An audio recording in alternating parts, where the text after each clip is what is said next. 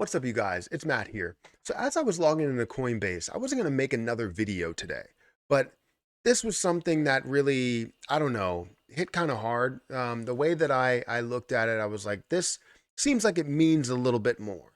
And maybe it does actually mean a lot more, but I want your opinions on it if I'm thinking this right or it's just like, hey, this is just something else that they're offering.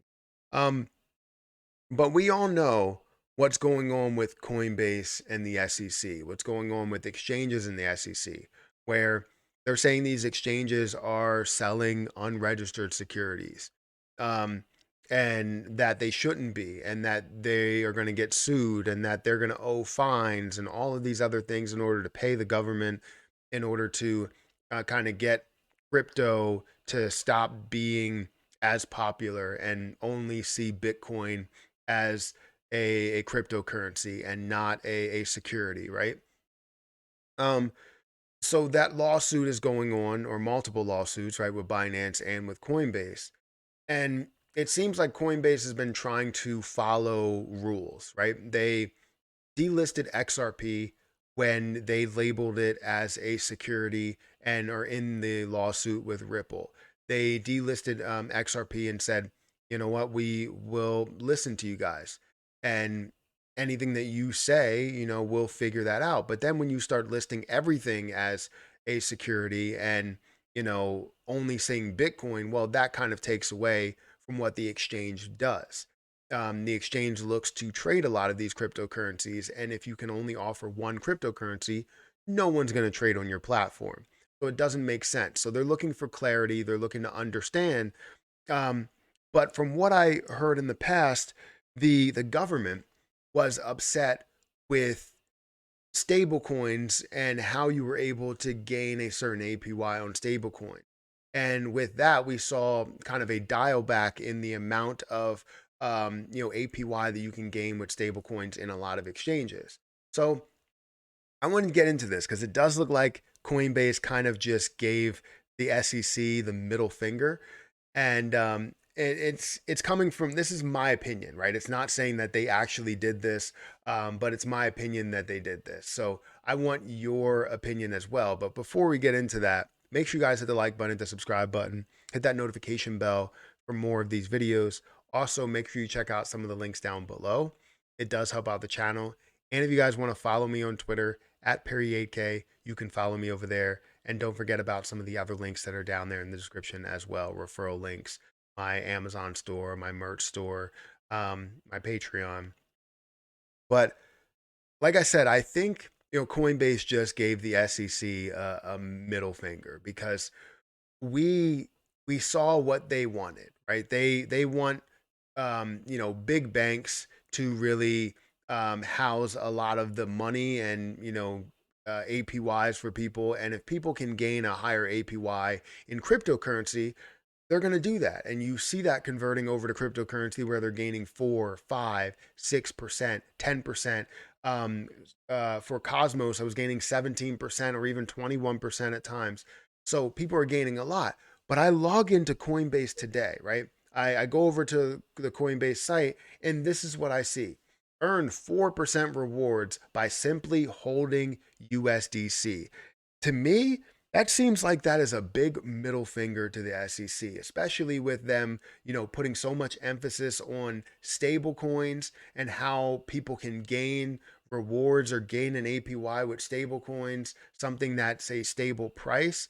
So you see here, USDC is a trusted stable coin that is always redeemable, 1 for 1 for US dollars. Come on now, you're calling it out. Backed by cash and short dated US treasuries. A fast and cheap way to send money around the world. So, to me, right, this is just to me, it seems like they're saying, you know what? We don't care. We're going to offer a 4% APY on USD while people are holding, dollars in banks and gaining 0.1%. We're going to offer them 4% rewards on USDC because USDC is going to be the future of making transactions or something. I don't know what their thought process is fully behind it, but to me, it does look like that. So now you have this lawsuit, and I don't know where this is going to go from here. But it does make it enticing. Like, hey, should I hold USDC? I'm going to gain rewards instead of putting it into a bank account. I can put it in USDC. Um, is that a middle finger to you? Do you think that that's exactly what they're doing? Or do you think it's just something separate that they're just offering this and they've always offered this? My my perspective in investing in USDC, it was less than 4%. I had like less than 1% at times, and now I'm finally getting a notification saying that I have 4% rewards on my USDC. Some other platforms are offering a lot higher for USDC, and you can see wallets that are offering, maybe like 7 or 9 or 10% for USDC because they need it, right? Validators or you know certain places need it, so you end up needing that USDC, and you end up staking the USDC with whoever, um, and you'll gain a 10% APY or 7% APY, or depending on where you were, right? With crypto.com, it was 12% APY at one point. And I think right now it's down to like, I don't know, 6 or 7%, but still it's high. So, what is your opinion? Do you think that this is just a large middle finger to the SEC? Do you feel like it doesn't really matter, that it's not going to factor into this overall case? Because it seemed like Coinbase was trying to follow the rules with XRP and delist them, and now they're not relisting them until maybe Ripple wins the case, and then they could find a way to launch them back. Um, or maybe it's when Coinbase wins the case. I don't know. But all I see here is that a 4% rewards when the government really doesn't want people to hold their money on anything but their bank, so that they can loan it out one more time, another time, or another time, or another time. So, guys, let me know what you think, guys. Hit that like button, hit that subscribe button, hit that notification bell for more of these videos. Also, if you guys want to check out some of the links down below, it does help out the channel. And if you guys want to follow me on Twitter at Perry8K, you can follow me over there. Don't forget about some of the other links that are in the description for my referral links, as well as my merch store, my Amazon store. And one more thing, I believe I have a Kick link. The first link in the description is my Kick link, which we are doing the giveaway. If you guys want to be a part of the giveaway, this is going to be what it is. I'm going to announce when it's going to be, but you have to be on the live stream in order to be or win the giveaway. You're not going to be off the live stream. I know there's people from various time zones, and I know it's going to be a little bit difficult there.